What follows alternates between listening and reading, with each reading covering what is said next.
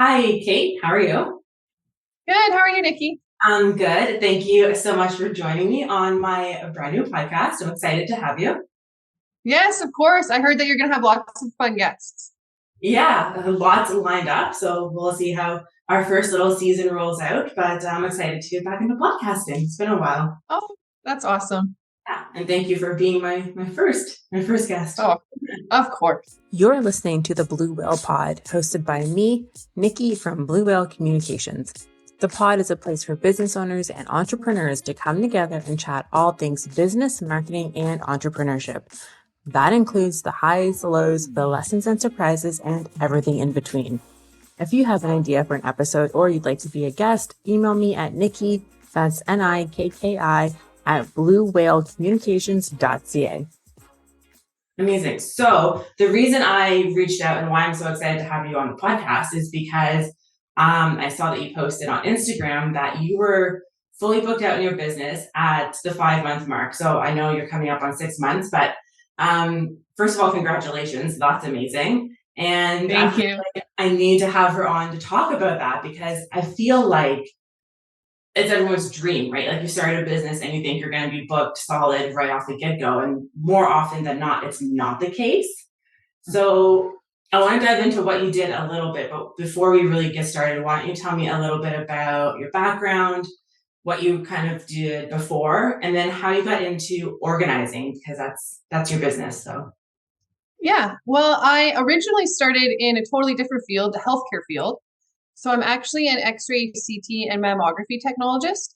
And I've done that for the last 12 years, and I went to BCIT to do that. And looking back at it, even then, I was really organized because I would be going to school in Vancouver. I would be going to Victoria on the weekends, still able to go to Victoria, have fun on the weekends, make it back to Vancouver to BCIT and do well in school. So I've always been a very organized person and had a very busy, fast paced lifestyle. And it kind of just happened that other people started to take notice of that. So people were starting to ask me, how are you doing all this?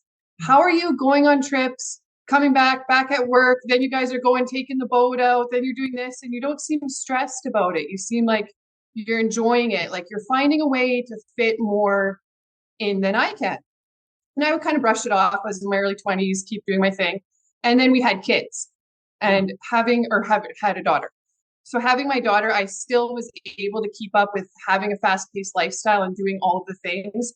And then it was my mom friends who really started to take notice, and the organizing kind of happened organically because they would come to my house and come over for play dates and stuff, and they'd say, okay, like you have systems set up in place here. Like when I say the kids say, let's go to the beach, you're like, okay, yeah, you grab the bag and you go, and they're like, how are you doing this? So then I had enough friends have me come over to their house and show them ways to get organized and send them little tips and tricks if they were going on like out of town or on a road trip or something. And then I just got tired of doing it for a bottle of wine. So I wanted to actually make it into a business. I had enough people asking, and I thought, okay, there is a real need for this. I was feeling like I was kind of done with healthcare. I didn't want to necessarily clock in and clock out for somebody else anymore. And I wanted to be able to really help moms get the most out of life. Because I think when we think of organizing, we think of everything lined up, perfectly labeled, monochromatic. And I do that. I go into people's homes and I do that for them. But organizing to me is more about having a carefree lifestyle, having things in place so you can get up and go, so you can be the happy mom, so you can be doing fun things with your family, not worrying about all those excess stresses that we're all going to have anyways, because you just have them with having a family, having a life, trying to run your own life, even if you're just a single person. yeah, I love that. So I Was kind have of long winded. Sorry. no, that's so good. I love that. There's so many questions that have coming out of that. So, like for me, my like organization is like kind of organized, disorganized. Like everything has a place and I know where it is, but like it works for me, right? So Yeah. how do you go into someone's house and create a system that like you know is going to work for them? Because I feel like everyone might be a little bit different, or maybe they're not. Like, do you have a system that kind of works for everyone or Oh, I love this question. So one of the big things I do when I first come into your home is we identify if you're a macro organizer or a micro organizer. Okay. So a macro organizer, which is actually the type of organizer I am. So my house is very organized. For instance, at our front door, we have in our front door closet, there's a big bin and it has all the toques and gloves and scarves in it. And they are all just thrown in there. Not how you think a home organizer's house would be, but they're all in there. Everybody knows where they are. In the morning when we're rushed, I take the bin, I put on the floor, grab your things, let's go. Micro organizing would be if you wanted all of your gloves in your closet and you want each pair lined up so you can see exactly where it is. And that's totally fine. Both are great organizing systems, but it's deciding and figuring out which one you're going to maintain. So I can come into your house, and I do this a lot. And this I find is more for people who don't have kids. They're kind of more into the micro organizing and want the home edit look. And I do that and we achieve that and they're able to maintain it. But I don't want to go into somebody's house and set them up into a system where they're organizing everything right down to the nitty gritty. And that's not going to work for them because in their real life, that doesn't work. They have kids, they're fast paced. They need to grab the grocery bags and throw them in a bin. They need to grab this and throw it in a bin there. Tea towels in a bin. They don't have time to be rolling each tea towel so we can see the design on the front and it's lined up in the bin so you can see it. That's great. And I love doing that organizing. But a big part is if you're setting up a system, finding out what's going to work for them and what's going to stay in place. Because there's no point in me doing it, it being great, and then me leaving and you're back to square one where you're totally disorganized again. You just have to call me again. Yeah, that makes so much sense. Do you do like a full house or room by room? I saw it. Yeah. I'm actually doing a full house, a storage locker, and her ex-partner's house right now. So I do that. I will come. I tend to organize for 4 hours at a time because people, when you are organizing and you're going through your things, sometimes they're there and they want to be involved. And I noticed at about 3 hour mark, people really, you've been going through your things. Anyone's organized their closet. Can be a daunting task. You don't want to be doing it for 7, 8, 9, 10 hours. So we tend to do 4 hour windows. Okay. I can do longer if the client wants to do longer or shorter if they want to do shorter. But I will go to their house and we'll do their initial consult. We'll walk through. They'll show me a whole bunch of areas. And then on the day when I show up to organize, we pick where we want to start. Mm-hmm. And I will help them if there's an area that's really, really bothering them. Sometimes we like to start there to get that immediate stress off their mind. But quite often when we are doing a whole house, I like to start in the garage because a lot of items from the house get moved into space we've created in the garage. So things that they're not necessarily using every day and don't need to be in the house, to free up space in the house and move things to the garage. So it can be easier to start in the garage. But yeah, I do. Some people will call just to do their pantry and some people will call to do their whole house and multiple homes that they have. Nice. That's cool. Yeah, I feel like there's probably like I don't know if it's weird for you, but like for people to have you come in and like, cause you are going through people's things, right? Like, did you find that was like maybe a barrier that you had to like get over with people, or were people just like, do your thing? Like, I don't care. I think by the time that they've called a home organizer, they've kind of come to the conclusion that they want help with it. Yeah. And there is, I think too, that my personality also helps because I think my business has done well, a large part because of my personality, because you're going into people's homes, you're seeing areas that can be shameful, they can be embarrassed about. But I think through my website and through my Instagram, they get the feeling like I'm very carefree, like let's have a laugh, not as like hoity-toity kind of. I give off a very judgment-free zone, and it is a very judgment-free zone. Mm-hmm. So I think for them, it can be hard to invite somebody in. And then for me, it wasn't really hard with the organizing or like going in their home and making suggestions because they've already called me there and I know this is a natural skill that I have. So it kind of feels nice to be able to share it with people and help them get organized. Right. Yeah, that makes sense.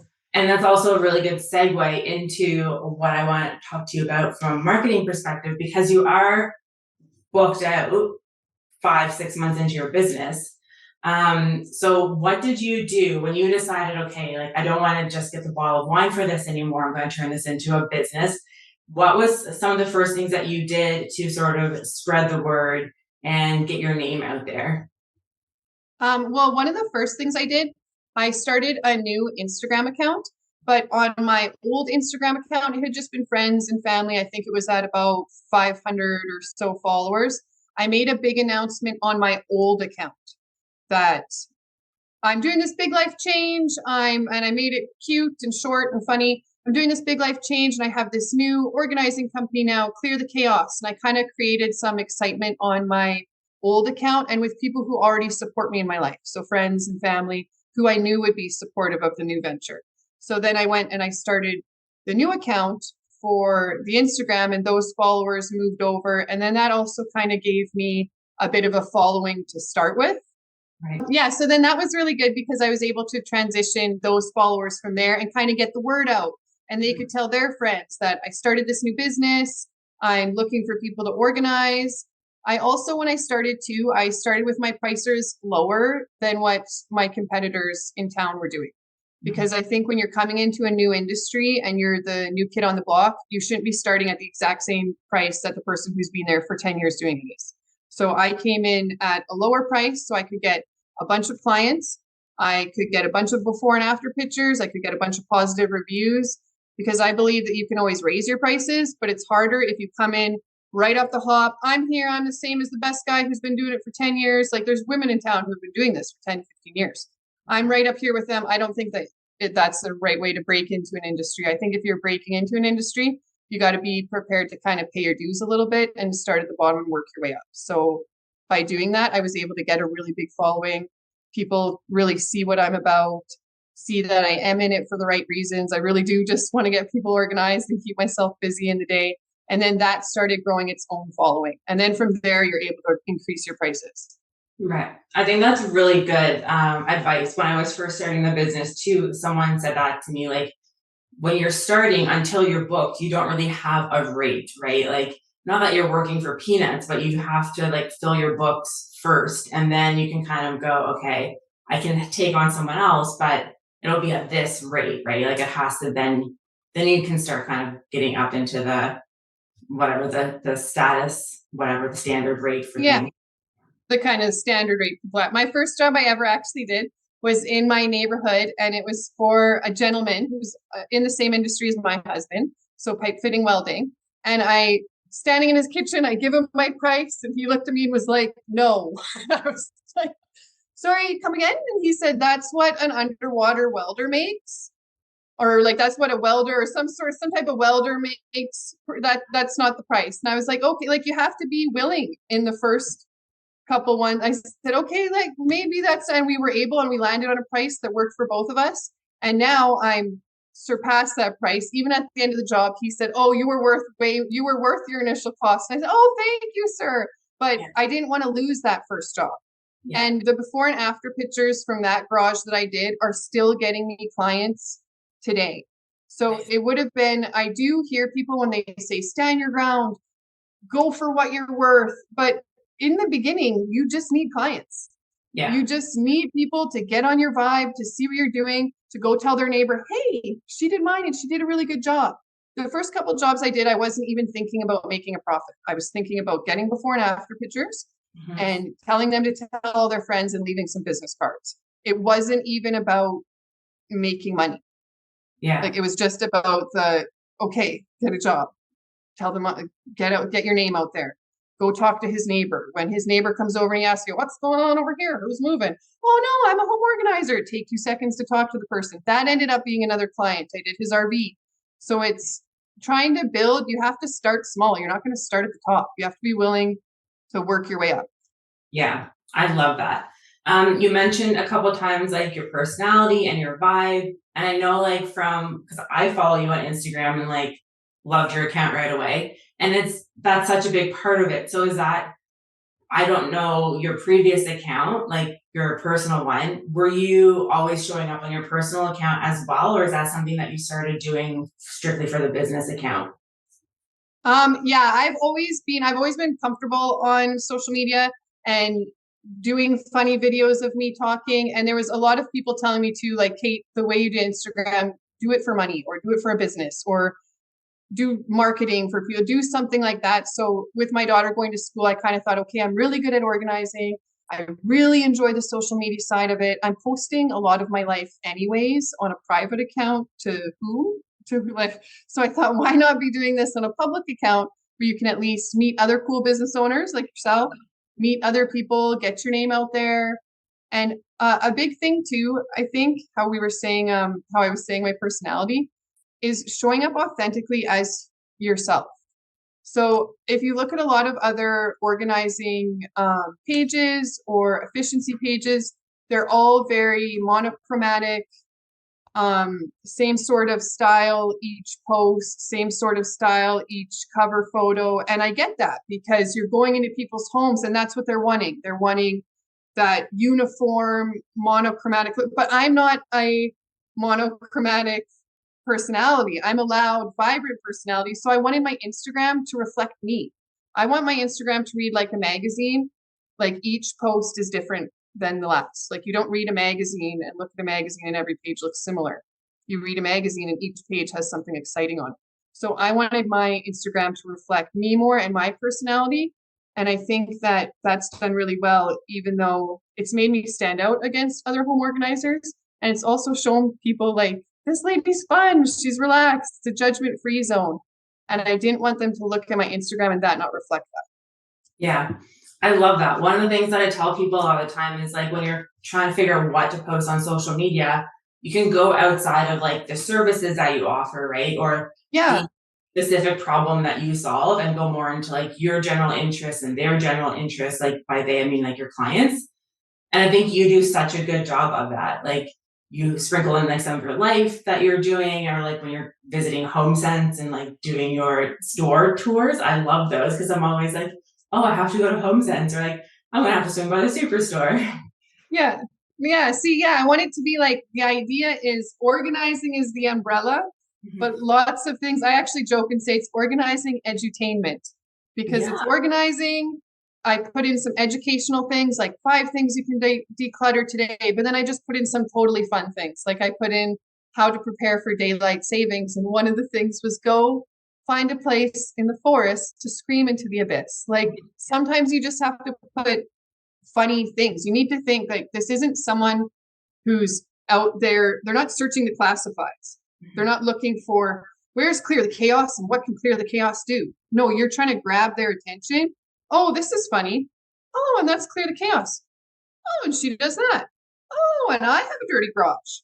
So that's how you're leading them into it. You're not leading them in with a before and after picture. You're leading them in with, hey, come watch this fun person. Oh, and then look at what she does. Yeah, this is perfect. This is like a case study of all the things I always tell people. So like it's really great to hear you saying all of this. I love it.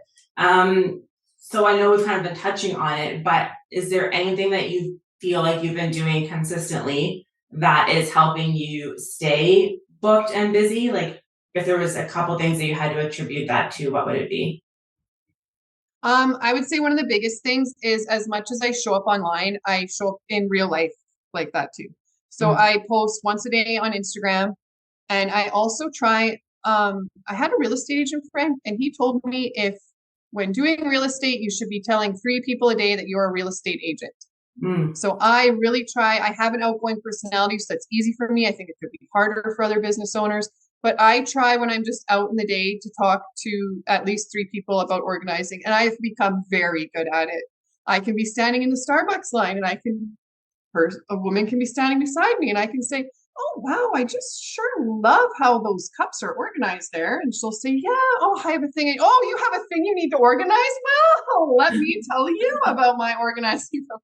Oh my So God. a big part of it is online. You have to show up online, but it can't just all be online. Like at the end of the day, you can have 20,000 followers and not have a good business.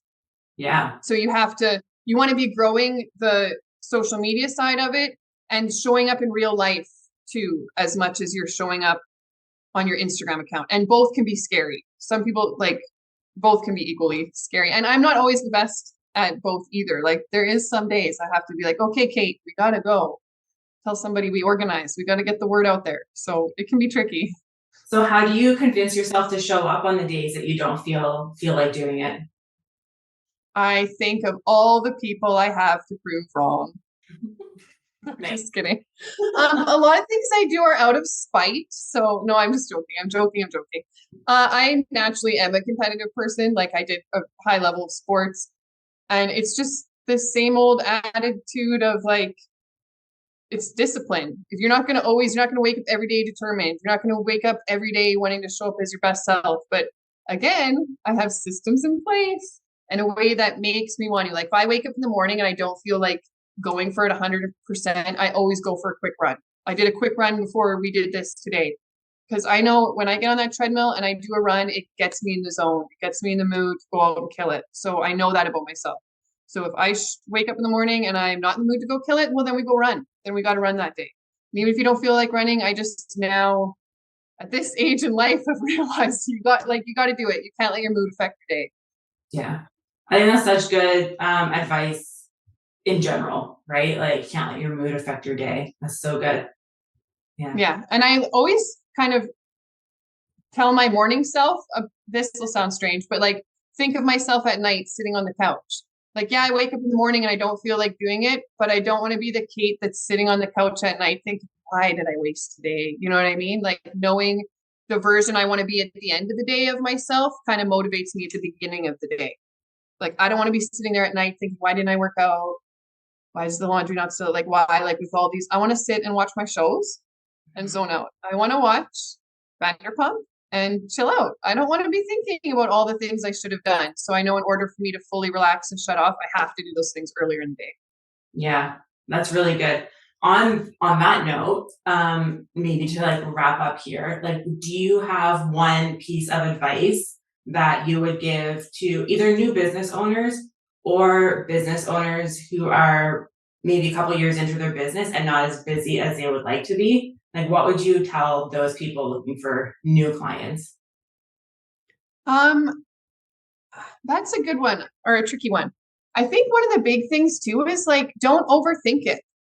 If you're thinking of a post you want to be put out there, or if you're thinking like, I want to go put flyers on mailboxes, go put flyers on mailboxes. Like the same universe who sent you the ideas is going to send you the clients. So if you're getting these ideas like, oh, I should do this, it's just, I guess my advice would be to just go for it. Like, don't limit yourself and don't get in your own head about it. One of my posts on Instagram, that when I actually started making money off of my Instagram and became an Amazon associate, so that was something neat that kind of opened up through organizing, happened. It was a post I was not going to put up. I told you how I post daily. My husband was home from work. We were really busy. We were going to do something. I thought, oh, whatever. I have this drying rack I put in my best friend's house, and we took a video while we were having champagne one night. I'll just put a little words over that and I'll post that one. That'll be fine.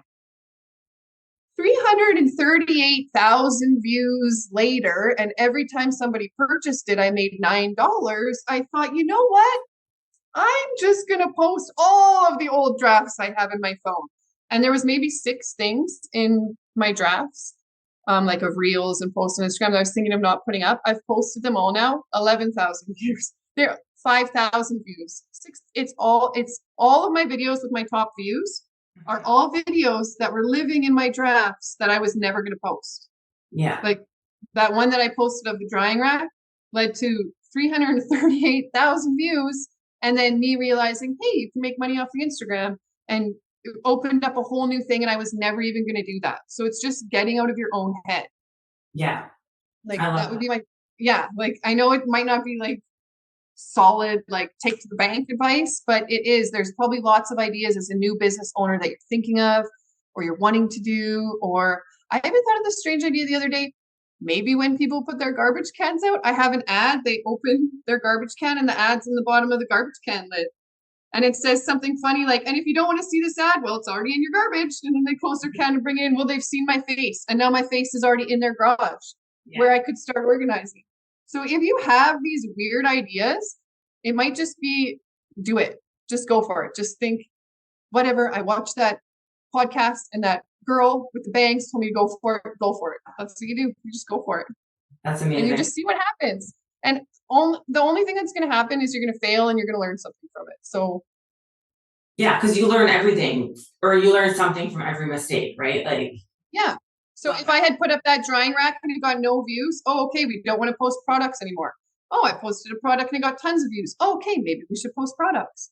Like just by doing it, you're going to find out what your audience wants, what they respond to. But if you're always doing the same thing, you're always going to get the same result and you're not giving them anything new to respond to.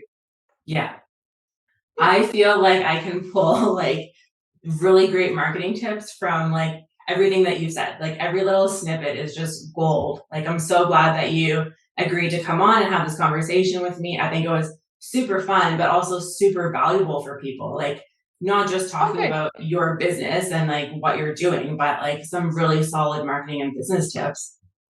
Oh, awesome. Thanks. Yeah, it's kind of funny. I've been organizing a lot of moms lately, and they all happen to have home businesses or, Mhm. yeah, home business because I think moms like the tend, you know what I mean? The two go hand in hand. And they also tend to be busy with family and their business. So they call the home organizer. So I'm now in a lot of these houses doing the organizing, and they're sitting there and they're saying, so, like, for my Instagram, if you were a person who did hair, what kind of things might you post? So it's been a fun side of it because I don't like to just get their home organized. My whole vibe is like getting you back to living your best life. Like, yeah, girl, let's organize your garage and talk about your business and talk about how you can make that bigger too. Like, we got the time. Let's do it. Yeah, I love Like, I that. like to do like, yeah, like all over. Like, let's just get you back to where you want to be and where you should be. Yeah. And I think that's something that a lot of us overlook, whether it's in business or in life, is that like getting back to our like optimal self, right? Like back to a place where we're functioning without being tired and exhausted and stressed out all the time.